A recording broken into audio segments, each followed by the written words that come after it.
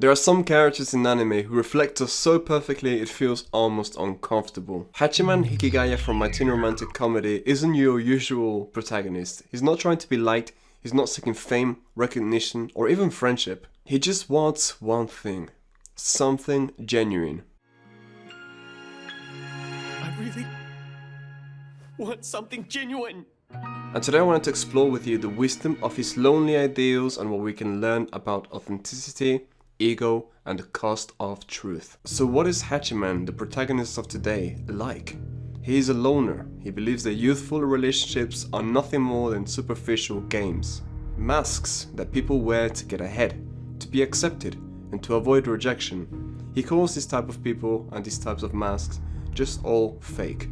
So instead of playing along, he chooses to stand apart. He'd rather be alone than be insincere. But beneath that cynical armor that he kind of covers himself with, lays actually a very human person with very human desires. Just like how many people today hide behind some sort of layer or mask their true intentions, behind some sort of ideal, just because they are afraid of all this rejection that equals fake. You yourself in your own life right now may be trying to protect the fear of failure or the fear of rejection through some sort of nonchalant vibe and approach. I know that I do it often and I hate recognizing my errors, but for a few years I've had an accountability partner whom has made me kind of grow a lot in that department as well. He wants a connection that is not built on social performance. He wants honesty, even when it hurts. And this is what makes him one of the most honest characters in anime. Things aren't perfect and things will not be perfect.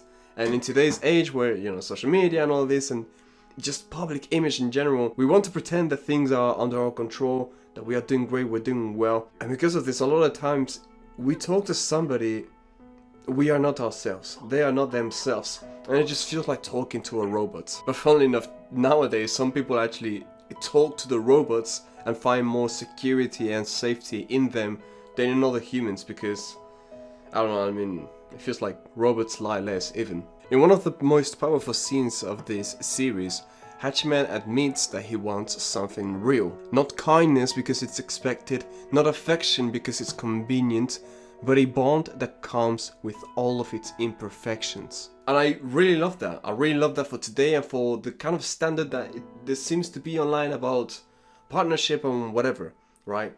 A woman may want a man that's making six figures, that's 6'4", that's damn, so much sexist, man. It's like the devil, you know what I mean? And she may desire all of these things, and the man may as well desire for a virgin, while not being one himself, and may desire for a girl that's younger, that's this, that, whatever.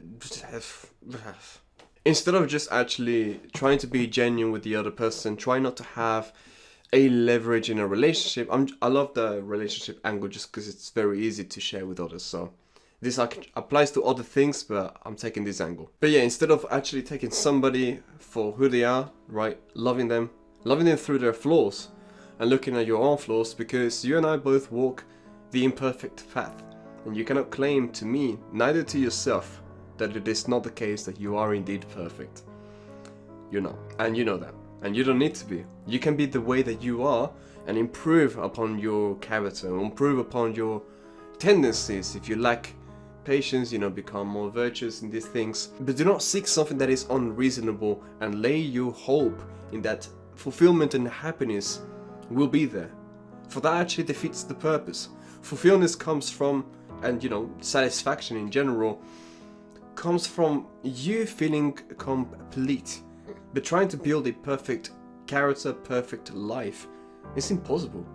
As long as we are, and we have death upon us eventually, there's no such thing as perfection.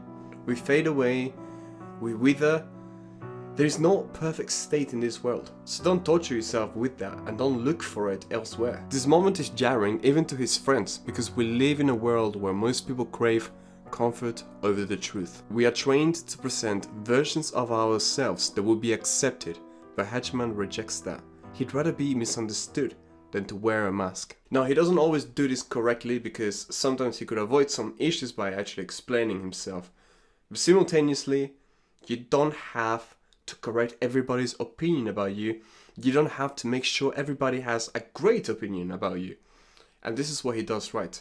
if he's misunderstood in the way like somebody hates him or his guts because they don't know the full story, you don't have to explain yourself all the time.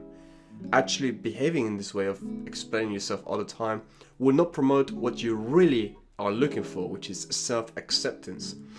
But to tell yourself, I don't actually need to correct everybody, I don't actually need to tell others what my intentions were, will promote this feeling and this actual, self-engendering positive affirmation of, hey, I am enough, I don't need to explain myself, and I'm doing great, and blah blah blah. But yeah, this is where Hatchiman actually becomes more than just a relatable teen having issues with his love life, etc. He steps into the realm of existentialism. Like Sartre or Kierkegaard, Hatchiman lives with the burden of its freedom. He refuses to play by the rules of a world he sees as fake. But this freedom is lonely, and that's sometimes the price. Choosing the truth over acceptance often leads to isolation, and you will see this often in today's world.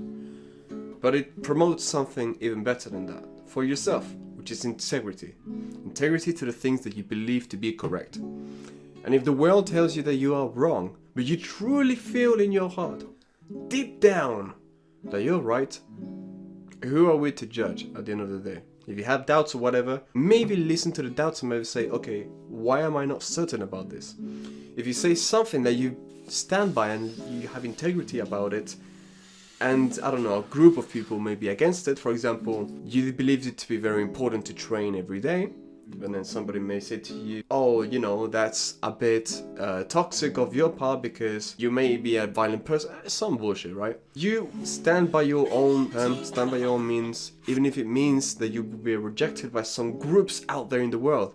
Because guess what? There are groups of all opinions and groups of all types of biases.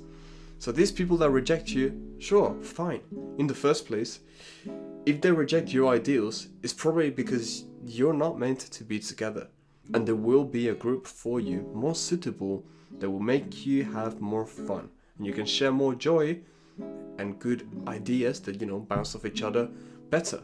As I edit this back and I listen to this, let me just give the disclaimer that this is not an excuse for just you to be your worst self, essentially. What I'm saying does not lead to, people should accept me for being, a gamer that plays games, blah blah blah, and does nothing all day. No, that is not what I'm saying. If you have a passion like gaming, at least do something with it. Turn it into something you can monetize, right? You still have to be an operating human being that contributes to society, be it through entertainment, or through innovation. And you have to do something to earn your own bread, your own plate, your own food. I am not inviting laziness or mediocrity from yourself. I actually would advise and would love to see people actually thrive more in their self-improvement journey, their own journey, be it whatever. It is not monochrome. It is not for everybody. Get big at the gym, be good at martial arts, and be a multimillionaire businessman. No, this is not self-improvement. Self-improvement is self. It's not omni. So keep that in mind. Back to the video. Hatchiman's actions may seem selfish at times, but they often come from a place of self-erasure. He'll make himself the villain to solve a problem. He'll be hated, even if it means to bring peace for others. This is the opposite of ego. An example of this is that a common enemy makes you ally with somebody else. Well, he doesn't seek to be kind of the victor or the one, whatever. He just seeks for the good path, the path of least resistance, in his head and in his opinion, the most efficient path, and the path that will solve the problems without a kind of care about himself. Like, if I can make myself kind of the sacrifice here, but we get to the end result, that's fine. The problem though with this, you gotta be careful, is that if you always self-sacrifice, you will often find that it's not always the best course of action. It is a good thing to lack the ego of saying, I want to be the victor, the champion, I want to be the one that's number one. I don't care if we lose this League of Legends game, I care about having a good KDA. Like, it's actually good to, adopt this egoless mentality, but sometimes self-sacrifice will not only hurt yourself, but people that care about you.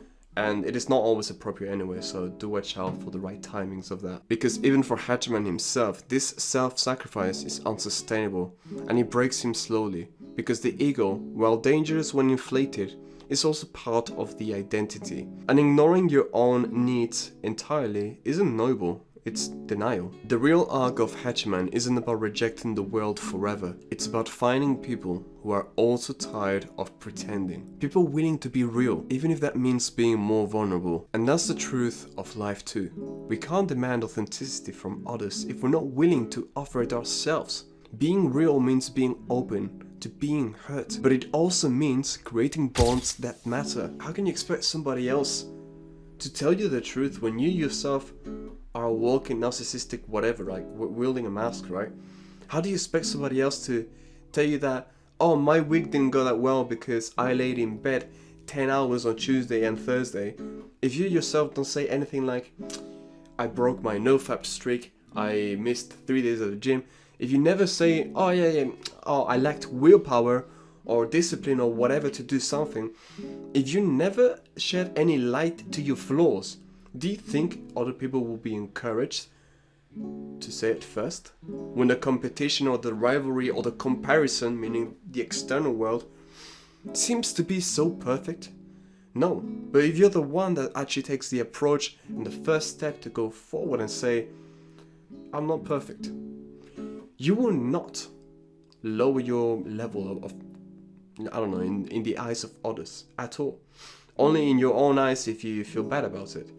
In the eyes of others, what would actually happen will be they will see you, a man or a woman, that is willing to own up for their mistakes. That is willing to say, well, I wasn't that great, but I'll be looking forward to making this better. What they'll see is a person with the quality and the ability to grow and evolve. And they will see you and hear you, and they'll be inspired by you. You'll be an inspiration to others. And perhaps right there and then they may open up about something that they messed up on, because we all do, continuously. But a lot of the times, if we wish to see a change in the world, we should be the ones to cast it first. Hatchiman Hikigaya teaches us that the pursuit of truth, while painful, is worthwhile. That authenticity may cost you popularity, but it will earn you something more important: respect, clarity, and a real connection, which is something that everybody today actually really longs for. Ask yourself, are you living to be accepted, or are you living to be real? Because in a world full of fillers and facades, being genuine might just be one of the most rebellious things that you could do. Strive to be 1% better every day, and much love.